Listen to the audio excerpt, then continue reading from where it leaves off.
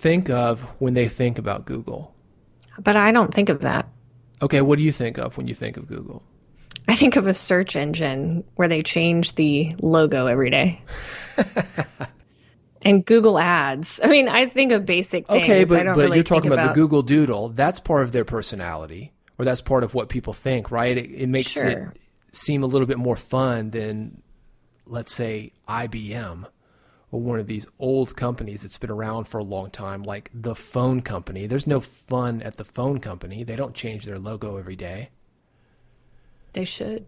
They should. That might help them out. People feel a little bit better about them, wouldn't they? Well, kind of speaking of that, and this is something you brought up earlier, is that you don't have to appear to be perfect, just professional.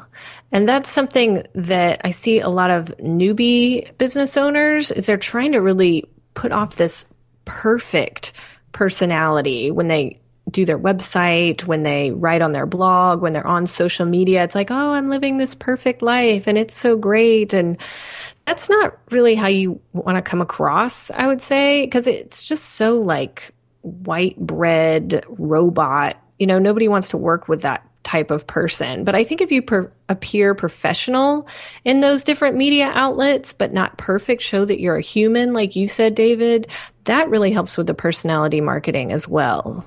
That's the radio voice. And we've referred to it on the show here before as Christian singer hair. You want something that's a little bit rough around the edges, make people feel that it's real. There are people, advertising agencies, that are paying millions to help their brands have a more real feeling to them. And here people are trying to do the opposite of that, trying to make it look like these big brands when you've got something natural that people are paying millions of dollars for. So yeah, be a little bit rough around the edges, make mistakes. I think it does show that you're human, and it shows that you're fun to work with if you do make a mistake and you can laugh about it. I mean, I find that, and maybe you've experienced this as well, David, is it's kind of scary to put your personality out there because then it feels like, you know, if a client or a customer rejects your company, they're actually rejecting you and your personality.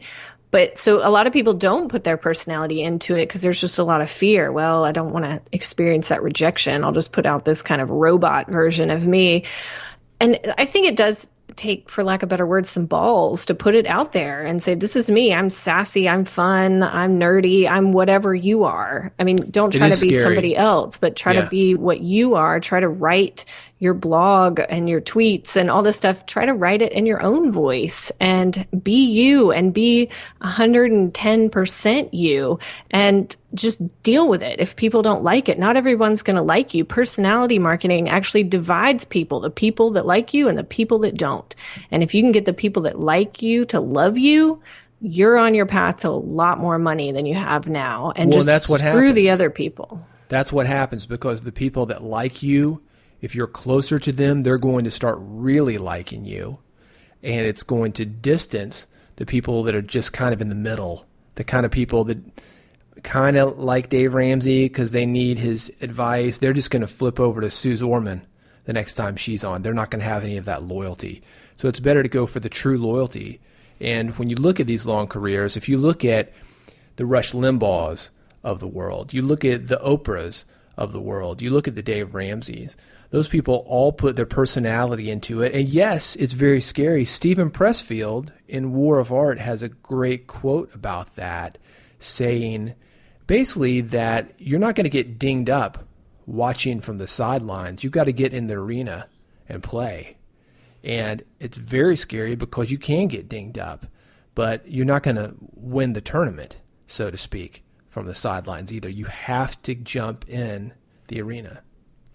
And sometimes that takes a little bit especially for new people to jump in. But that's what I've found in my own journey as an entrepreneur is the more I become me and the more I show my personality in my business, the better I do, the more profitable I become, the more followers I have. So that's just something to keep in mind. The more you're you, the more you're going to really find your tribe, as Seth Godin would say.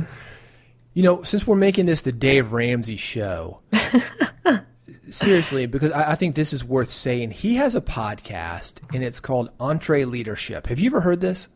No. Okay. They've got a guy on there this guy has an amazing radio voice. He would be fantastic for reading an audiobook. He would be fantastic for a movie trailer. Really incredible, deep baritone voice. But he's got no personality. I can't even think of what his name is. And I don't know anything about him. They've got Dave Ramsey's photo on all the artwork because, of course, obviously Ramsey is a huge, huge draw, and he's going to bring people in, strangely enough, because of that personality. And then you're giving him something, you're giving listeners something that is based on nothing. I could go in there and take over that show. I mean, maybe. I maybe have too much personality for it, but I'm just saying that just the general guy could come in there and read the script, and there you go.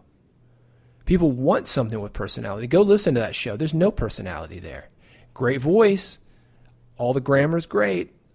All the audio is compressed. Sounds fantastic, but we don't know anything about this guy, and people can't relate to him. They're basing it on Dave's personality, but Dave, I guess, is too busy to do his own show. Mm-hmm.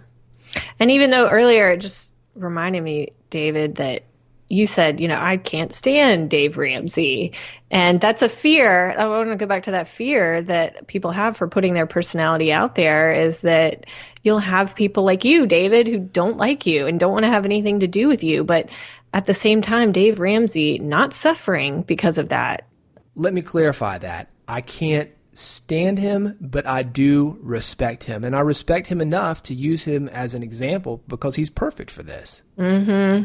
Well, he is. He's just such a perfect example of personality marketing. And we could probably list off a ton of people that are doing it. But the people that are doing it, I would say in general, having more success than the people that aren't, because they're standing out from the crowd and they're taking their product or their service, which they have hundreds of other people competing with that, and they're putting their own unique spin on it, which makes it unique in the marketplace.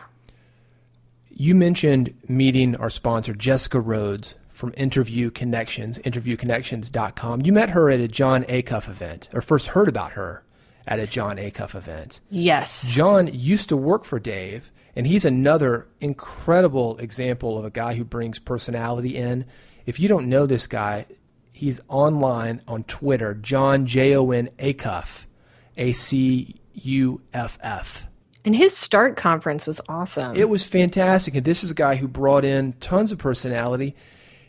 Amazing. All it book. was personality. Well, yeah. It was inspiring. It was inspiring. It was based on emotion. And I think what you mean, he had so much personality that you didn't care what he was saying. You were going to listen to him say anything, right? Yeah, he was good. So he's fantastic. He's another great guy to watch. There are a lot of really great personalities, I think, in this space. Tim Ferriss, like him or hate him, he's another one to look at. And if you have personality and if you want to get it out, Jessica Rhodes, interviewconnections.com is the person to talk to. Let's give away some stuff, Laurel. Yeah, we've got 2 great giveaways today. And what's our first one, David? Okay, first one, Blinkist. We love Blinkist. It is a great way to read books very quickly. It's a book summary. You're not actually reading the book. You get on it with your iPad, or you can get on it via the web.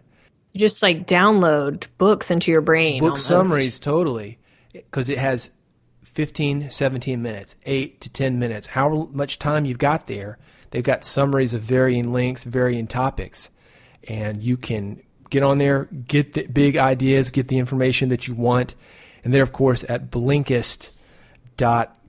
Well, let me we got pick a a winner subscription that here. we're going to give away. You're going to give this away, Laurel? Yeah, let me pick a winner. All right, I got our list up of people who have subscribed. You can subscribe, if you haven't already, to this giveaway contest at redpodcast.com/giveaway. All right, how about Elliot Gagnon?